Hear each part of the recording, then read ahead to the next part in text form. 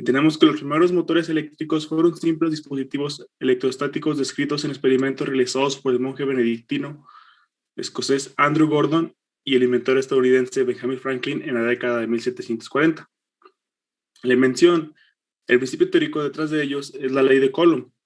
Fue descubierto por el inglés Henry Cavendish en 1771, aunque no fue publicado. Esta ley fue descubierta independientemente por Charles Augustin de Coulomb en 1785, quien esa persona sí la publicó. La invención de la pila electroquímica por el italiano Alessandro Volta en 1779 hizo posible la producción de corrientes eléctricas persistentes, después de que el danés Hans Christian Ørsted descubriera en 1820 la interacción entre la corriente y un campo magnético. A esto se le llama la interacción electromagnética. Pronto se hicieron muchos progresos. El francés André-Marie Ampère tardó solamente unas semanas en desarrollar la primera fórmula de la interacción electromagnética y presentar la ley de Ampère, que describe la producción de fuerza mecánica por la interacción de una corriente eléctrica y un campo magnético. La primera demostración del efecto con un movimiento rotativo fue realizada por el inglés Michael Faraday en 1821, quien sumergió un alambre colgante de mercurio sobre el cual se colocó un imán permanente. Cuando una corriente pasaba a través del alambre, este giraba alrededor del imán, mostrando que la corriente daba lugar a un campo magnético circular cercano alrededor del mismo. Sin duda fue un científico fundamental en la historia del motor eléctrico. Este motor se muestra muy a menudo en experimentos físicos, pero aquí sustituyen el mercurio, que es tóxico, por salmuera. En inglés, Peter Barlow se basó en esto en 1822 para su rueda de Barlow, aunque estos motores y otros motores homopolares similares no pudieron ser utilizados para su aplicación práctica hasta finales del siglo. En 1827, el físico húngaro Ányos Jedlik comenzó a experimentar con bobinas electromagnéticas, después de que resolviera los problemas técnicos de rotación continua con la invención del conmutador. Llamó a sus primeros dispositivos autorrotores electromagnéticos. Aunque solo se utilizaban para la enseñanza, en 1828, Ányos Jedlik mostró el primer dispositivo que contenía los tres componentes principales de los motores de corriente continua prácticos: el estator, el rotor y el conmutador. El dispositivo no empleaba imanes permanentes, ya que los campos magnéticos de los componentes estacionarios y giratorios eran producidos únicamente por las corrientes que fluyen a través de sus devanados. Ahora tenemos lo que es el funcionamiento. Dice, los principios físicos que rigen el funcionamiento de un motor eléctrico se conocen como la ley de Ampère y la ley de Faraday. El primer principio establece que un conducto eléctrico que se encuentra en un campo magnético experimentará una fuerza si cualquier corriente que fluye a través del conductor tiene un componente en ángulo recto con este campo. En consecuencia, la inversión de la corriente o del campo magnético producirá una fuerza que actuará en dirección opuesta. El segundo principio establece que si un conductor se mueve a través de un campo magnético, entonces cualquier componente de movimiento perpendicular a ese campo generará una diferencia de potencial entre los extremos del conductor. Cuando una corriente eléctrica comienza a desplazarse por un cable, crea un campo magnético a su alrededor. Así que si colocas un cable cerca de un imán permanente, este campo magnético temporal interactúa con el campo del imán permanente. Sabrás que dos imanes colocados cerca uno del otro se atraen o se repelen. De la misma manera, el campo magnético temporal alrededor del cable atrae o repele el magnetismo permanente del imán, y eso es lo que hace que el cable rote. Es decir, su funcionamiento se basa utilizando principios de electromagnetismo, lo que demuestra que se aplica una fuerza cuando una corriente eléctrica está presente en un campo magnético. Esta fuerza crea una fuerza de torsión en un bucle de alambre presente en el campo magnético, que hace que el motor gire y realice un trabajo útil. Partes del motor eléctrico. Un motor eléctrico tiene dos elementos esenciales. El primero es un componente estático que consiste en materiales magnéticos y conductores eléctricos para generar campos magnéticos de una forma deseada, al que se le denomina estator. El segundo, que también está formado por conductores magnéticos y eléctricos para generar campos magnéticos de forma que interactúen con los campos generados por el estator. Esto es conocido como el rotor. El rotor comprende el componente móvil del motor, que tiene un eje giratorio para conectarse a la máquina que está impulsando y algún medio para mantener un contacto eléctrico entre el rotor y la carcasa del motor. En funcionamiento, la corriente eléctrica suministrada al motor se utiliza para generar campos magnéticos tanto en el rotor como en el estator. Estos campos se empujan entre sí, con el resultado de que el rotor experimenta un par y por consiguiente gira. Los motores eléctricos tienen muchas partes de trabajo diferentes para que puedan girar continuamente, proporcionando energía según sea necesario. Asimismo, pueden funcionar con corriente continua o corriente alterna, y ambas tienen sus ventajas y desventajas. A continuación, mi compañero Raúl.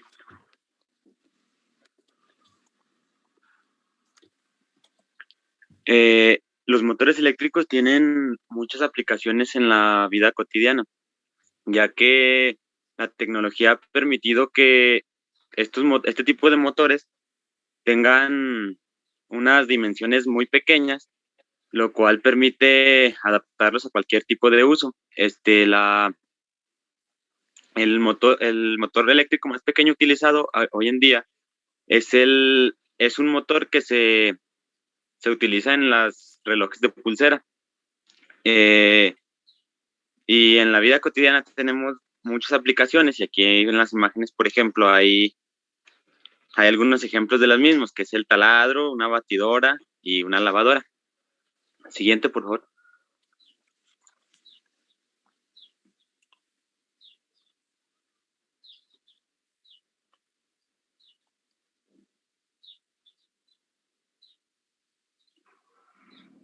Siguiente. ¿No te carga? Es que ya la No. pasé. Ah, no, ya. Ya está. Ok. Entonces, los motores de corriente continua o directa se clasifican según la forma de conexión de las bobinas inductoras e inducidas entre sí. Aquí están los ejemplos, que son el motor de excitación independiente, el motor serie, el motor de derivación o motor shunt y el motor compound. Siguiente.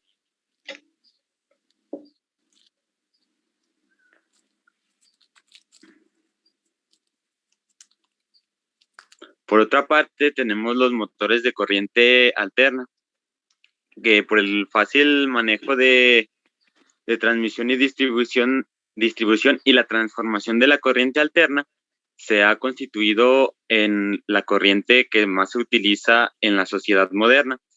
Es por esto que los motores de corriente alterna son los más normales, y con el desarrollo tecnológico se ha conseguido un altísimo rendimiento que hace que más del 90% de los motores que se instalan en la industria o en cualquier parte sean de corriente alterna.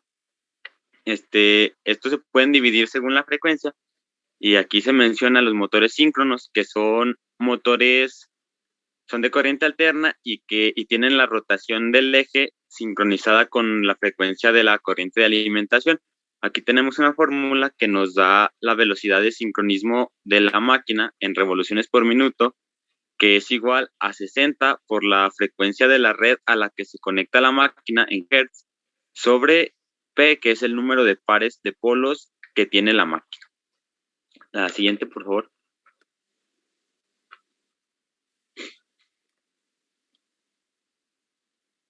Además tenemos los motores de corriente, los motores asíncronos, que de igual forma son de corriente alterna, pero en este ejemplo, la rotación del eje es menor a la frecuencia del campo del sincronismo. Igual aquí tenemos la fórmula, que es la velocidad de sincronismo de la máquina igual a la frecuencia por 2pi sobre el número de pares de polos.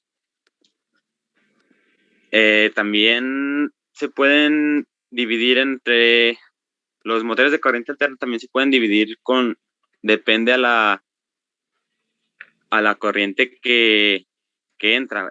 Se pueden dividir en monofásicos y ya depende el número de corrientes que se le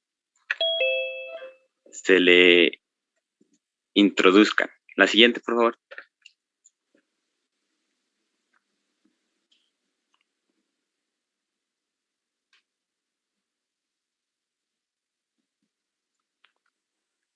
Siguiente. Ya lo pasé, pero creo que no te carga. Ya. Y sobre aplicaciones en la industria, el motor que más se utiliza es el llamado motor de jaula de ardilla. Un rotor de jaula de ardilla es la parte que rota usada comúnmente en un motor de inducción de corriente alterna. un motor eléctrico con el rotor de jaula de ardilla, también se le llama motor de jaula de ardilla. En su forma instalada, es un cilindro montado en un eje. Las aplicaciones típicas de los motores trifásicos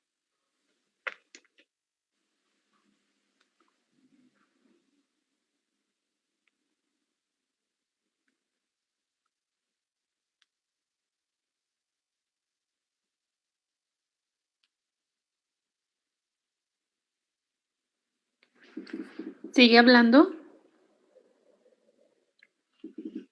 Creo que se le fue el internet. No sé.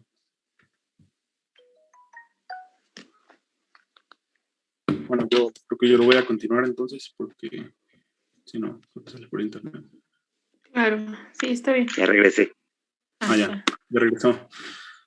Se me fue un momento el internet, maestra, perdón. No, está bien, no hay problema. Las aplicaciones típicas de los motores trifásicos que tienen la inducción con un rotor de jaula de ardilla comprenden las bombas centrífugas de impulsión, máquinas, herramientas, sopladores y fajas transportadoras. El motor está diseñado para un uso con servicio pesado de arranque y encuentra su mayor aplicación con cargas como cizallas o troqueles, que necesitan el alto par con aplicación a carga repentina, y la regulación de velocidad en esta clase de motores es la peor. La clasificación el uso de motores en la industria se da en función al trabajo que realiza, o sea, en las características de la carga. En todas estas máquinas, los torques de arranque son diferentes y con toda seguridad los ciclos de trabajo varían de una instalación a otra. Siguiente, por favor.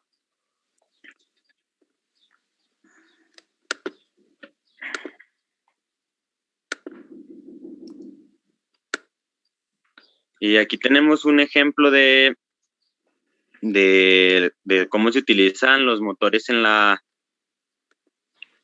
industria y en todos lados, pues. Y son los ventiladores, que utilizan una tecnología de motor de corriente alterna trifásico con 8, 2, 4 o 6 polos, según sea el caso de cómo vaya a utilizar el ventilador. Se utiliza un voltaje de 400 volts o 380. Sus aplicaciones son para la industria química, la industria de ventiladores, para máquina de herramienta, también se utiliza en la industria minera y en aplicaciones de bombeo. Este tipo de ventiladores utilizan un par mínimo de 2.5 newtons por metro, que es equivalente a 1.84 pies por libra, o un par máximo de 3.205 newtons por metro, equivalente a 2.363.89 pies por libra. La potencia mínima usada es 0.18 kilowatts, que da hasta la máxima, que es 375 kilowatts. Su velocidad de rotación mínima es de 695 revoluciones por minuto y la máxima de 2.980 revoluciones por minuto. Siguiente, por favor.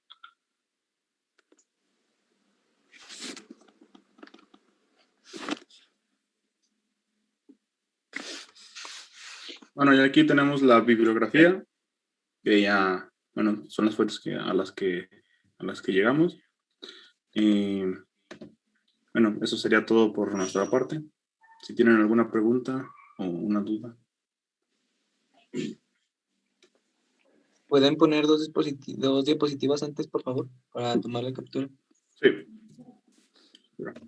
Ahí está. ¿Ahí en ventiladores o aplicaciones en la industria? En ventiladores, por favor. Ok. Gracias. Por nada.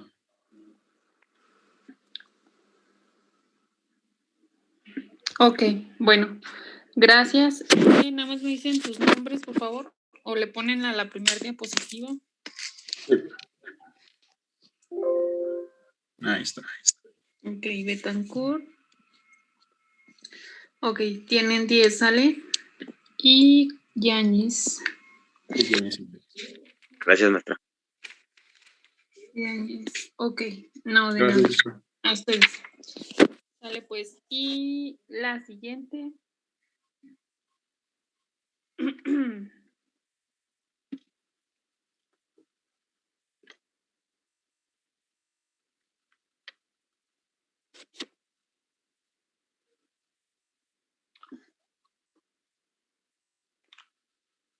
La de transformadores, ¿está? Sí, maestra. Ah, ok.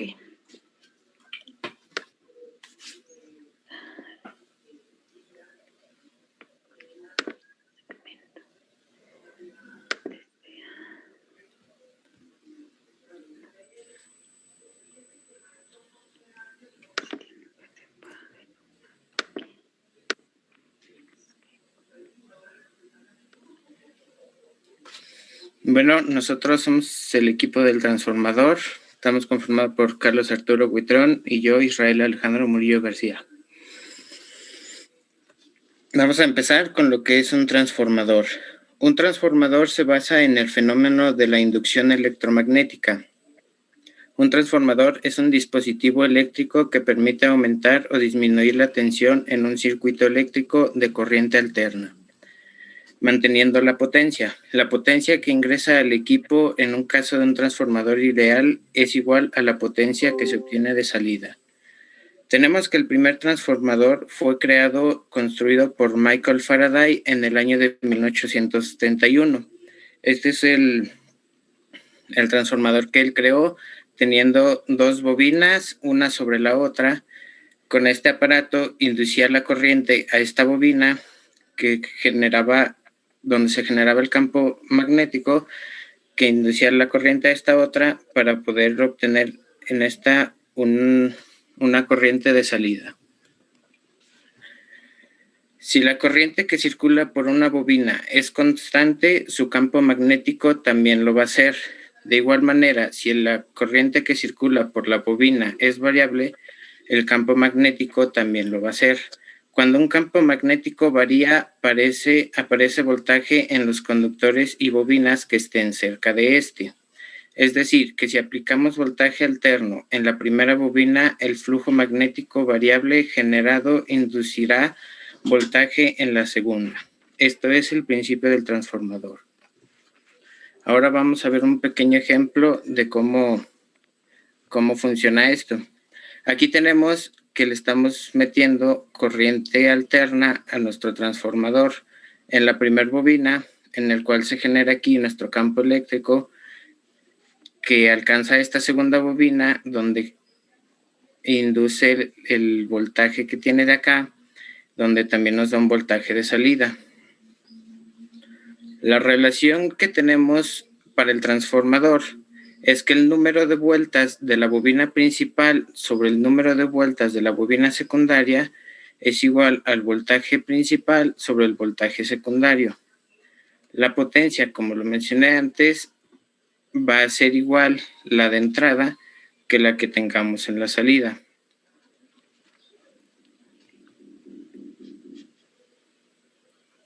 Aquí podemos ver un pequeño ejemplo de cómo sería esta relación. Si la bobina principal tenemos 2000 vueltas y en la bobina secundaria tenemos 1000 vueltas, el voltaje primario de entrada tenemos 200 volts, ¿cómo nos quedaría el voltaje de salida? Para eso utilizamos nuestra ecuación que teníamos anteriormente y despejamos lo que es el voltaje secundario, para lo cual nos quedaría el número de vueltas de la bobina secundaria sobre el número de vueltas de la bobina primaria por el voltaje que entra.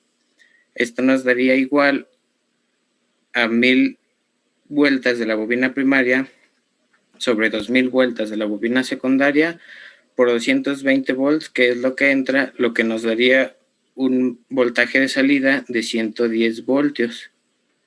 A continuación los dejo con mi compañero Carlos. Yo les voy a hablar sobre las aplicaciones de los transformadores en la industria. Principalmente se clasifican o se caracterizan por dos tipos de transformadores, los monofásicos y los trifásicos. Se caracterizan por por su fase.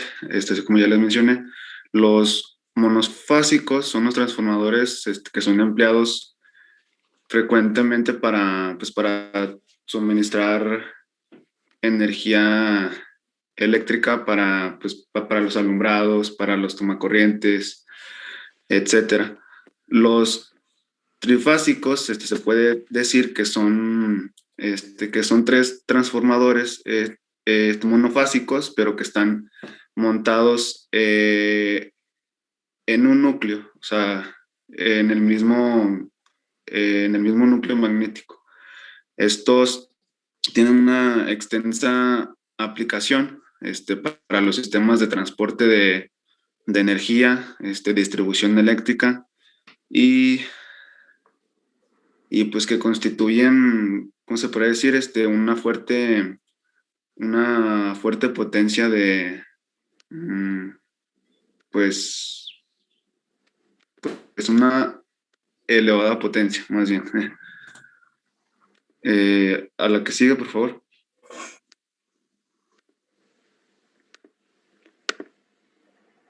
Existen 2 aplicaciones básicas para lo que se usan, que es para la distribución eléctrica. En el transporte de energía eléctrica, gracias a su capacidad de transformar los parámetros de tensión e intensidad con la consiguiente reducción de las pérdidas de Joule, existirán 2 transformadores, uno al principio de línea para elevar del potencial y uno al final de línea para la reducción de aquí se puede ver un pequeño esquema de una central generadora. Aquí se puede ver toda la red en el que se pueden ver estos 2 transformadores. No, como ya lo expliqué, que es el principio de línea, y el otro que es el que se usa para la reducción. La que sigue, por favor. También se usan para la interconexión de líneas eléctricas a diferentes niveles de tensión por su capacidad de transformar los niveles de tensión. Los transformadores son ideales para interconectar líneas a diferente nivel de tensión, dando por todas ellas una salida en común.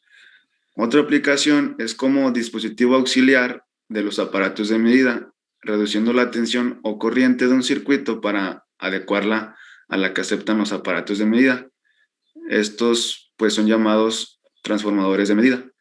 También son muy usados los transformadores en soldadura eléctrica. Se puede decir que una máquina de soldar es un transformador. Entonces, cuando tú buscas este transformador para soldar, pues te sale en sí lo que es la máquina para soldar. Entonces, es un muy buen ejemplo pues para describir lo que es un transformador. Aquí se emplean unidades reductoras de tensión en pocas espiras en el primario y un secundario constituido por un solo conductor de cobre de gran sección. A la que sigue, por favor.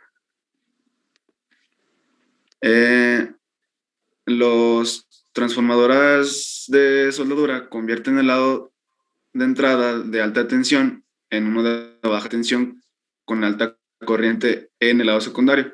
No sé si se han podido dar cuenta en las máquinas de soldar que hay que tú puedes conectar pues de diferente entrada dependiendo de lo que sea el voltaje de lo que tenga tu casa o ya sea en este caso en la industria pues ya más o menos lo que esté dando pues sí, ahí. El ciclo de trabajo de los transformadores está limitado por carga térmica y suele especificarse como un porcentaje de tiempo de ciclo de transformador.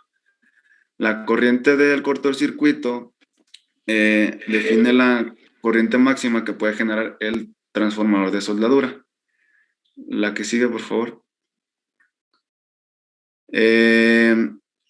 Bueno, la función principal, o para poder explicarles cómo es que se convierte esto, su función es producir una descarga eléctrica controlada, tanto en potencia como en duración.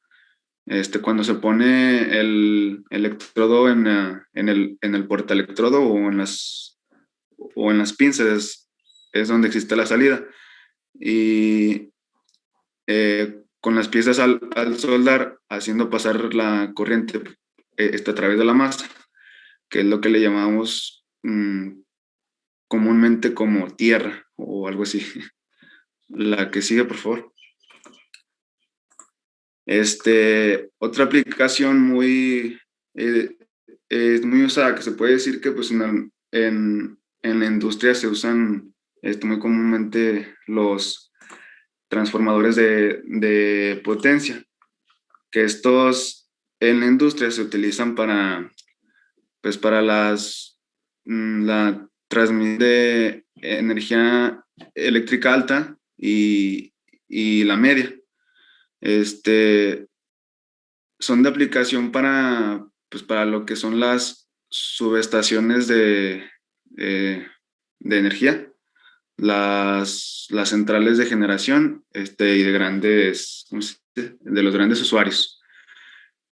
En sus características de estos transformadores es que se construyen en potencias normalizadas de hasta 1.25 hasta 20 megavolts en tensiones de 13.2, 33, 66, 132 kilovolts y a frecuencias de 50 y 60 hertz.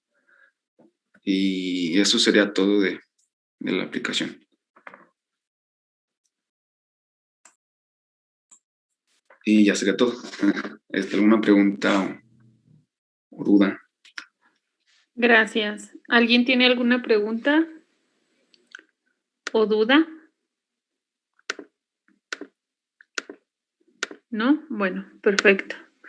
Entonces, antes de pasar a lo... Gracias. Nada más me dan sus nombres, por favor. Son... Sí, es Huitrón López. Huitrón. Ok. 10 y... Murillo García. Ok. 10. Gracias. Gracias, maestra. Entonces faltaría una presentación, pero esa, pues bueno, tal vez sea mañana o el miércoles. Sí, el miércoles creo que es clase de teoría. Pero bueno, entonces también quedó, antes de que comience, quedó pendiente hacer la deducción de una ecuación del campo magnético que debería haberse obtenido igual a la de campo eléctrico, que es la ecuación de onda, donde tiene 3 términos, ¿verdad? Entonces, ¿alguien lo presenta o yo nombro a alguien? Yo lo presento, maestra. ¿Quién es? ¿Sandra? Ajá. Ok, perfecto, Sandra. Entonces ya puedes compartir.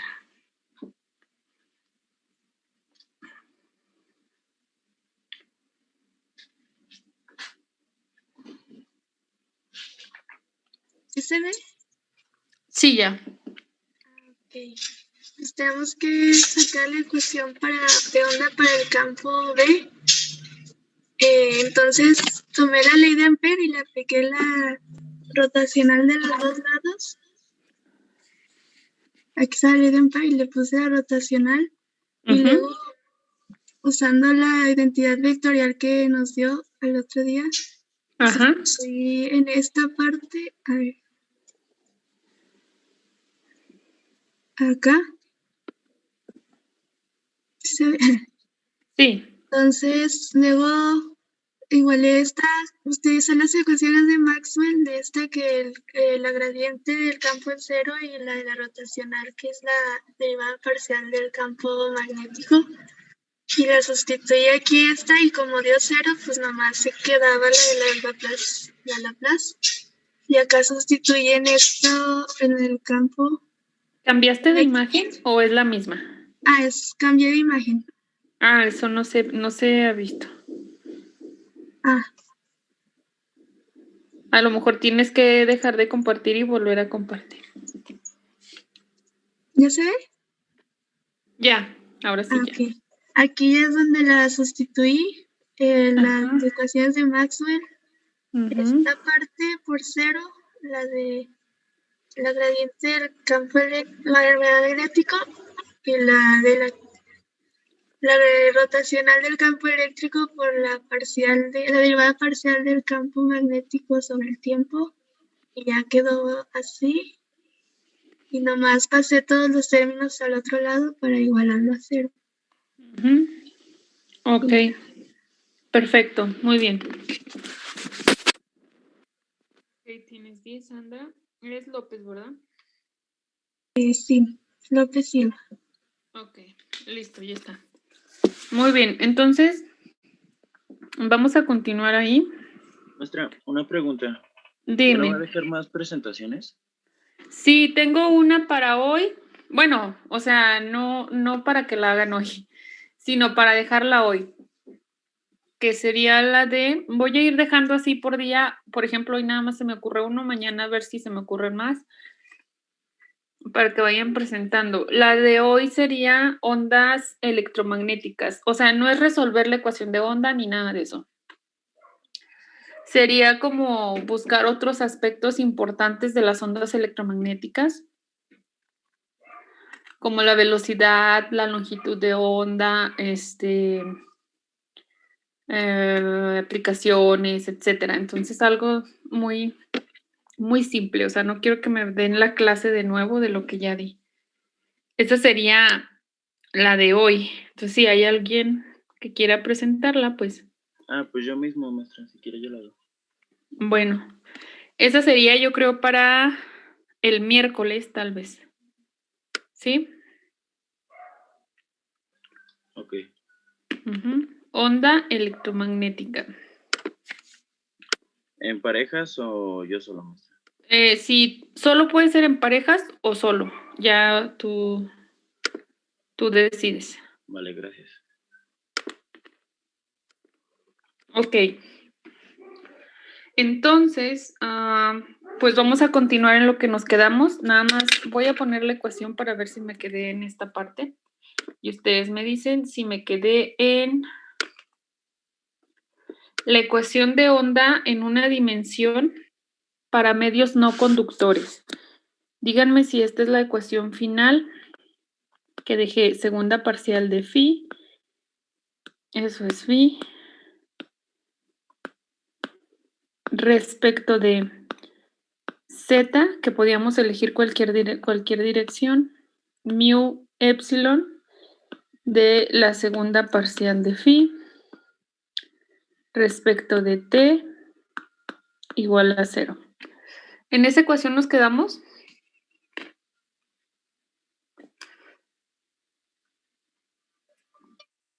¿Sí? Sí, maestra. Ok, perfecto. Entonces, si me quedé en esa ecuación, a partir de eso vamos a hacer algunos pasos antes de llegar a la solución, que de hecho llegar a la solución ya es recordar la solución que dimos a la ecuación de onda en general, ¿verdad? Pero ahorita voy a ver un aspecto importante de este factor que es mu por epsilon, ¿sí? Entonces, nada más recuerden que esta es la ecuación de onda para una onda o una propagación en una dimensión que yo elegí como eje de propagación el eje Z, es decir, tengo un eje Z y la onda se propaga a lo largo de este eje, ¿sí? Nosotros pudimos haber elegido X o Y como quisiéramos. Entonces, nada más hay que recordar eso. Y ahora voy a comenzar, esto va a ser rápido. Vamos a comenzar con, bueno, la solución. ¿Tenía etiqueta o número esa ecuación?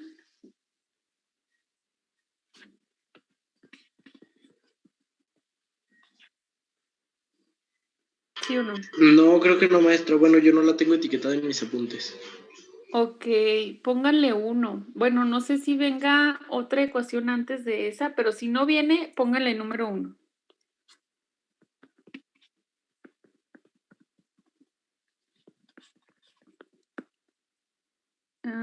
Entonces, la solución a la ecuación de onda en una dimensión en general es una función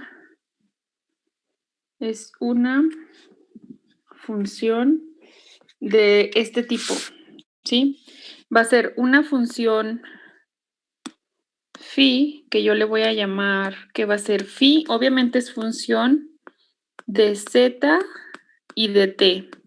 Y esta va a ser una función que depende de dos factores, que es de z menos b por t. Aquí estoy diciendo que yo puedo expresar la solución a la ecuación de onda, que va a ser la función phi, como una función f, ¿sí? Que depende de la componente z o de la coordenada z donde se mueve la propagación y de este factor. Este factor es t, pues obviamente va a tener que ser con el tiempo, ¿no? Porque es la propagación, entonces es movimiento. Y esta b, después vamos a ver que representa una velocidad. Entonces, en general yo digo que la solución a esta función, a la ecuación de onda, es esta función que tiene esta forma, ¿sí? Entonces, ¿cómo demostramos nosotros que una función es solución a la ecuación de onda? Pues obviamente sustituyendo la función, ¿verdad? Es decir, yo voy a derivar a esta función y voy a derivar esta función y la voy a sustituir en la ecuación de onda porque yo sé que la va a satisfacer. Entonces, en general es una función de este tipo. Por tanto, satisface la ecuación 1, ¿verdad? Por tanto, satisface la ecuación 1. Y si la satisface, pues significa que yo puedo sustituirla ahí o ver cuál es la condición para que la satisfaga.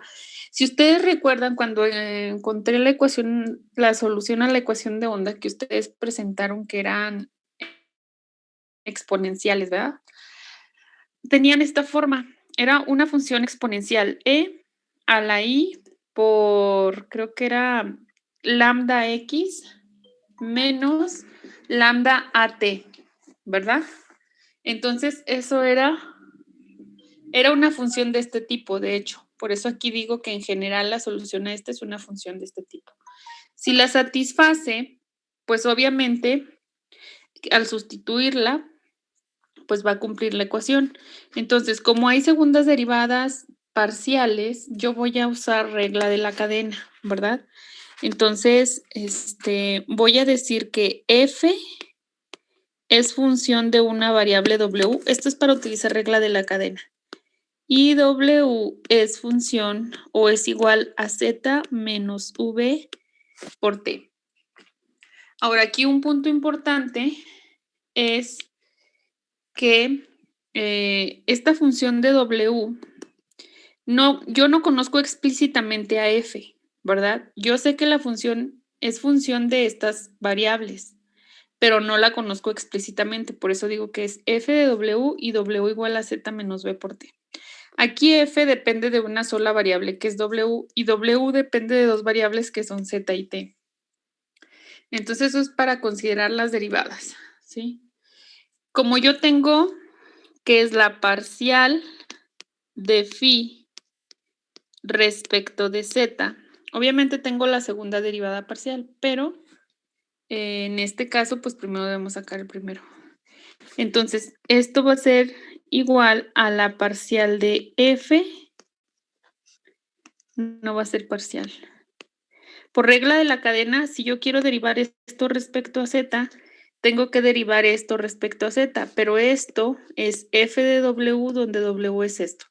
Entonces, f de w solo depende de una variable, entonces va a decir la derivada de f, esa es derivada ordinaria, respecto de w por la parcial de w respecto de z. Aquí sí es parcial porque hay dos variables. Entonces, esto es igual, este término se queda igual porque no conocemos explícitamente a f. Voy a tener derivada de f respecto de w. Y esta sí la puedo obtener, que sería derivar respecto a z, que sería la derivada de z es 1 y esto es 0. Entonces es z por, bueno, esto por 1 igual a la derivada de f respecto de W. Y ahora sí quiero sacar la segunda derivada parcial de phi respecto de z, ¿verdad? Entonces aquí tengo yo que volver a derivar esto. Ay, espérenme. Puedo derivar esta regla, ¿verdad? 2 veces, pero ya sería un producto. Sería la derivada de esta por esta, más la derivada de esta por esta. Entonces nos va a quedar que es... Bueno, una derivada se me va a hacer 0. Sería...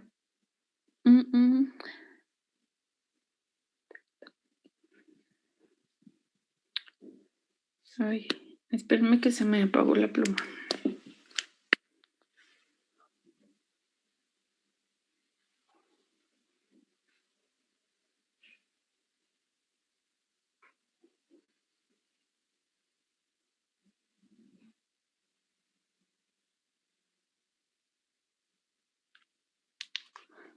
Sería... Ay.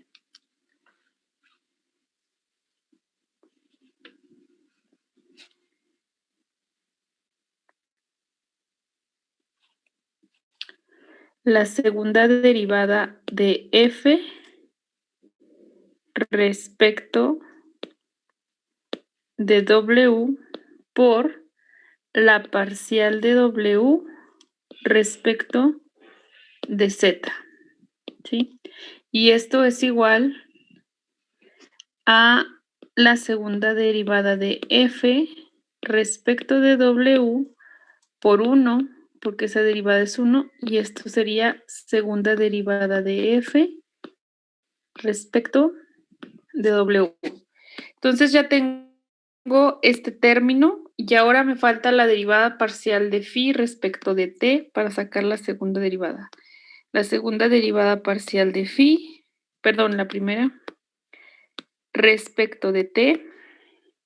Déjenlo escribo más pequeño para ver si me cabe lo otro. Parcial de phi respecto de t. Igual tiene que ser por regla de la cadena.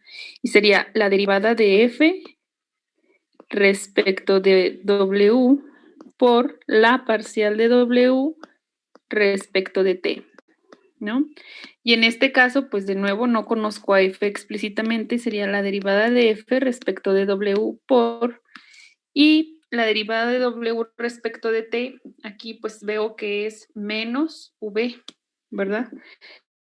Entonces esto es por menos v, y esto es menos v df de w, ¿sí? Y luego sacar la segunda derivada. Entonces aquí voy a tener la segunda derivada de phi respecto de t es igual a menos v, este factor, por la derivada de esto respecto de t, pero tengo que volver a aplicar la regla de la cadena, ¿verdad? Entonces es segunda derivada de f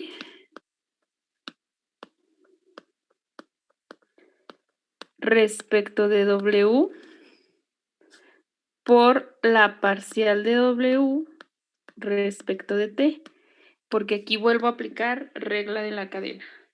Entonces, esta parte es menos v, de nuevo, porque lo vuelvo a derivar esto y me queda menos v. Menos v por menos v me queda v cuadrado de la segunda derivada de f respecto de w. Entonces ya tengo los términos que yo necesito, que serían esta es la segunda derivada parcial de t, y ¿no? Y los vamos a sustituir. Entonces, si quieren, si le pusieron 1 a ese, pues vamos a sustituir 2 y 3. Entonces voy a cambiar de pizarra y voy a decir sustituyendo 2 y 3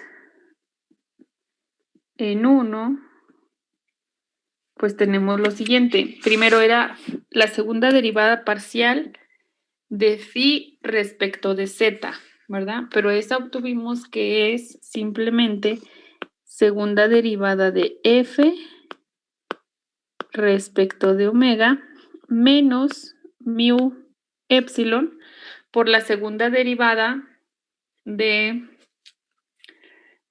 phi respecto de t. Entonces, y esa obtuvimos que es v cuadrada por la segunda derivada de f respecto de omega, ¿verdad? También era de omega. Respecto de omega. Maestra, ¿le puede regresar poquito? Igual a 0, claro. Gracias.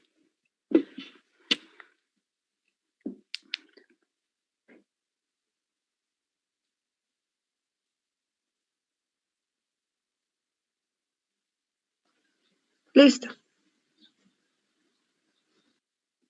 Ok. Entonces, aquí tengo eso, ¿no? Entonces, tengo como término común este y este, pues es el mismo. Entonces, vamos a factorizar y tenemos que es 1 menos mu epsilon v cuadrado por la segunda derivada de f respecto a omega igual a 0, ¿sí? Obviamente, aquí, fíjense bien, hay algo importante. Esta derivada parcial es diferente de 0, ¿están de acuerdo? Porque la función es una función diferente de 0. Entonces, y tampoco es constante porque depende de la variable z y de la variable t. Entonces, en realidad, esta derivada tiene que ser diferente de 0. Entonces, aquí, si quieren, le ponemos... no, voy a borrar esto. Vamos a poner una nota. En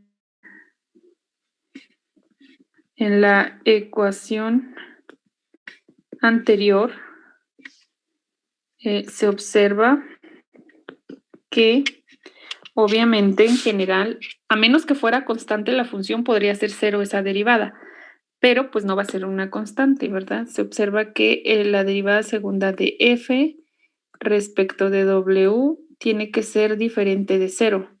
Entonces, eso implica, ese es un 0, eso implica que 1 menos mu epsilon v cuadrado debe ser 0, ¿sí?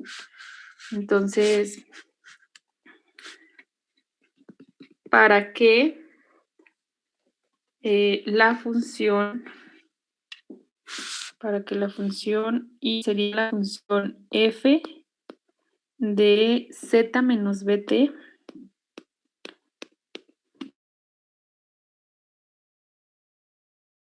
sea solución a 1, debe cumplirse lo anterior. O lo podemos poner o ecuación, ¿en cuál iba? 4, ¿verdad? Lo anterior, que es la ecuación 4. Entonces, esto significa que esto debe de cumplirse para que este tipo de funciones sea solución, ¿verdad? Por lo que ya les dije de aquí. Entonces, de la ecuación 4, voy a cambiar de pizarra. Vamos a ver qué significado físico tiene. Entonces, de la ecuación 4...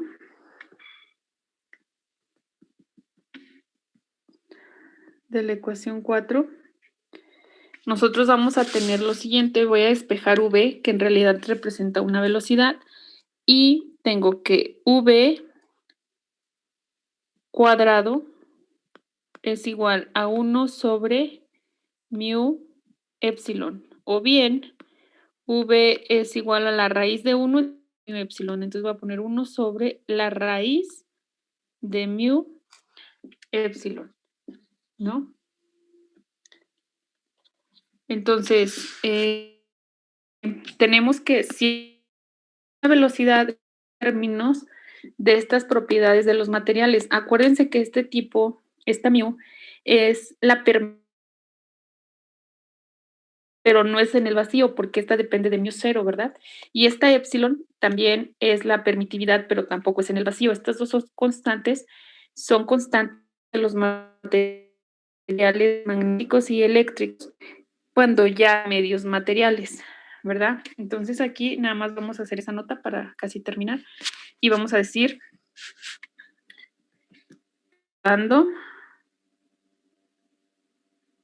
recordando que, fíjense bien, para medios isotrópicos homogéneos y lineales, nosotros tenemos que epsilon es igual a K sub E por epsilon 0.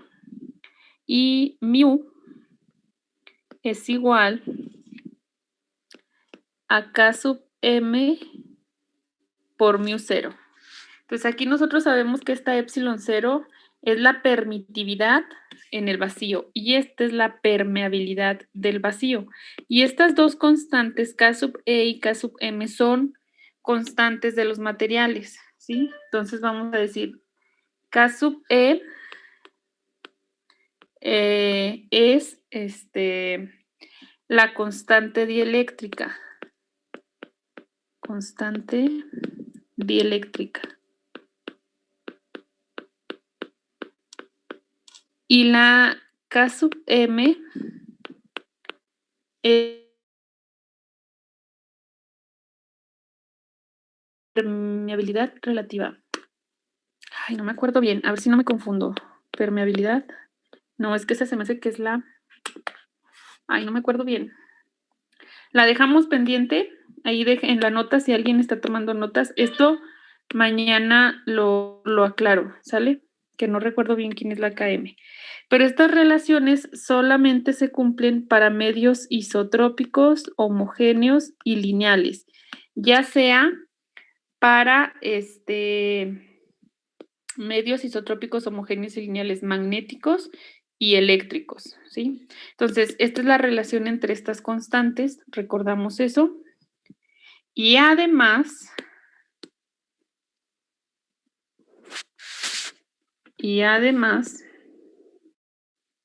también vamos a recordar que la velocidad de la luz, c cuadrada, es igual a 1 entre μ0 por epsilon 0, ¿sí? Entonces yo tengo eso. Y fíjense bien, si nosotros comparamos esto y esta definición, prácticamente esta es la velocidad de la onda en medios materiales, ¿verdad? Entonces de aquí nosotros podemos decir que la velocidad es igual a 1 sobre la raíz de μ, pero μ yo sé que es K sub M por μ0 por K sub E por epsilon 0, bueno, raíz, ¿no? Y voy a cambiar de diapositiva. Aquí lo que voy a hacer es separar la raíz de KM por KE por la raíz de μ0 por epsilon 0.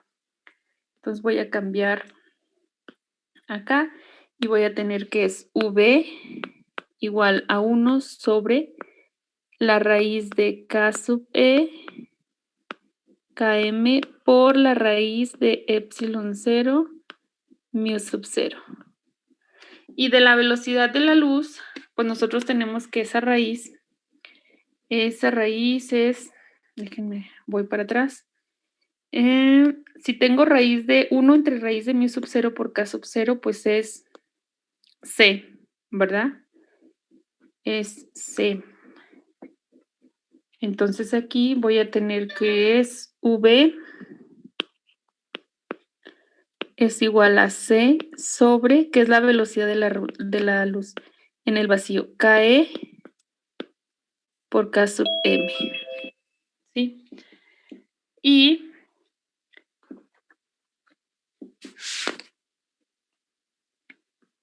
el índice de refracción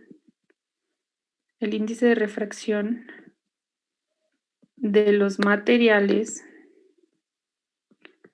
se define como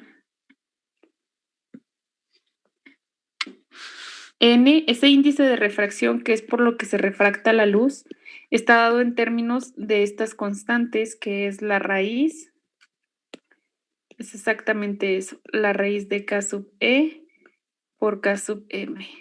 Entonces, por lo tanto, la velocidad es igual a C sobre N. Y aquí, ya para terminar, V es la velocidad de la onda en un medio material. Y como podemos observar,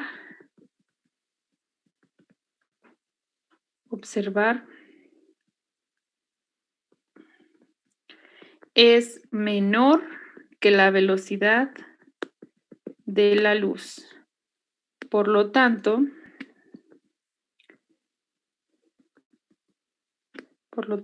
en un medio material,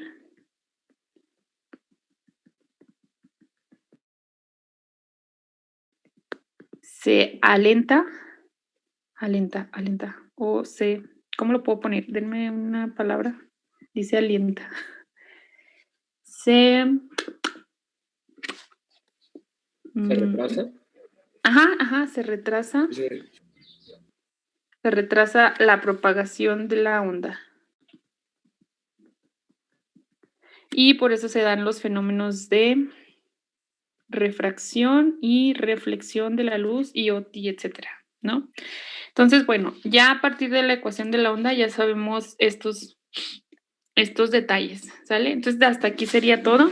Y nada más, antes de irnos rapidote. Bueno, está la exposición esa, pero en Classroom les voy a poner para el día de, bueno, no sé si mañana o el miércoles. Yo creo el miércoles. Van a hacer exactamente lo mismo que hice yo aquí, pero ahora cuando esta función es z más v por t. O sea, todavía no sé cuándo se los voy a subir, pero nada más antes de que se me olvide. Sería verificar que se cumple la ecuación de la onda para una función donde aquí hay un más. Entonces, prácticamente se tiene que hacer exactamente lo mismo, ¿sí? Entonces, no les voy a avisar con Ivania el día que se abre esa tarea. Bueno, por hoy sería todo, entonces nos vemos el día de mañana, ¿va? Voy a dejar de compartir, perdón, ya les quité unos minutos. Tenga buen día, maestra. Va, igualmente.